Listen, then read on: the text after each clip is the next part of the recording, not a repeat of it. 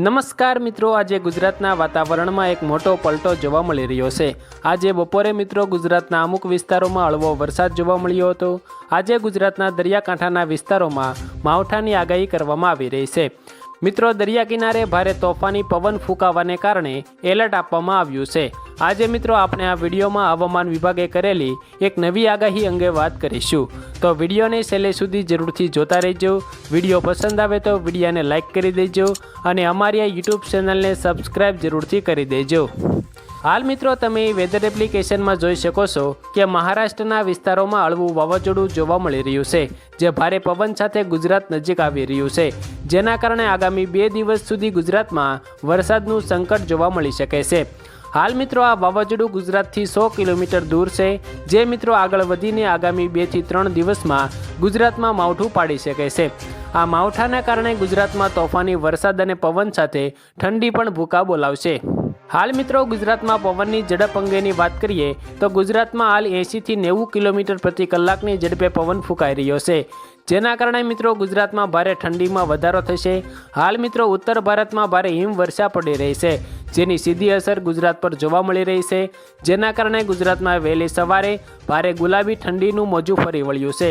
મિત્રો ગુજરાતમાં અત્યારે ઠંડીમાં સૌથી ઠંડુ સ્થળ નલિયા નોંધાયું છે, જ્યાં મિત્રો અત્યારે 10 ડિગ્રી જેટલું તાપમાન નોંધાયું છે, જે ભારે ઠંડીના સંકેત આપી રહ્યા છે।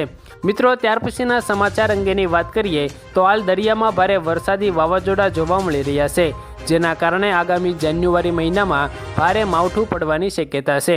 આજે મિત્રો હવામાનના જાણકાર અંબાલાલ પટેલે પણ એક મોટી આગાહી કરી છે, જેના વિશે વાત કરીએ તો મિત્રો ગુજરાતના હવામાન શાસ્ત્રી અંબાલાલ પટેલના જણાવ્યા અનુસાર ઉત્તર ભારતમાં સક્રિય થતા પશ્ચિમી વિક્ષેપની સીધી અસર ગુજરાત પર જોવા મળશે। એક પછી એક આવતા વિક્ષેપને કારણે રાજ્યના કેટલાક ભાગોમાં વાદળછાયું વાતાવરણ જોવા મળી રહ્યું છે અને ત્યારબાદ આકરી ઠંડીનો અનુભવ થઈ રહ્યો છે। અંબાલાલ પટેલે જણાવ્યું છે કે 2 થી 4 જાન્યુઆરી દરમિયાન ગુજરાતમાં ઠંડીનો ચમકારો જોવા મળશે। ઉત્તર પર્વતીય પ્રદેશોમાં ભારે બરફવર્ષા થશે અને પવનના તોફાનો આવશે। ઉત્તર ભારતમાં શીતલહેરને કારણે ગુજરાતમાં ઠંડી આવી શકે છે। 4 જાન્યુઆરી બાદ નબળો પશ્ચિમી વિક્ષેપ આવશે, જે ઠંડી લાવશે। 11 જાન્યુઆરીથી ઠંડા પવનો કડકડતી ઠંડી સાથે ધ્રુજાવશે।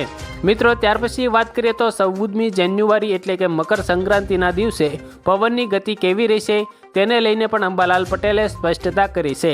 સવારના સમયે 6 કિલોમીટર પ્રતિ કલાકની ઝડપે પવન ફૂંકાશે અને બપોર પછી 10 થી 12 કિલોમીટર પ્રતિ કલાકની ઝડપે પવન ફૂંકાવાનો છે। મિત્રો 13, 14 અને 15 જાન્યુઆરી દરમિયાન પવનની ગતિમાં સતત વધઘટ જોવા મળશે।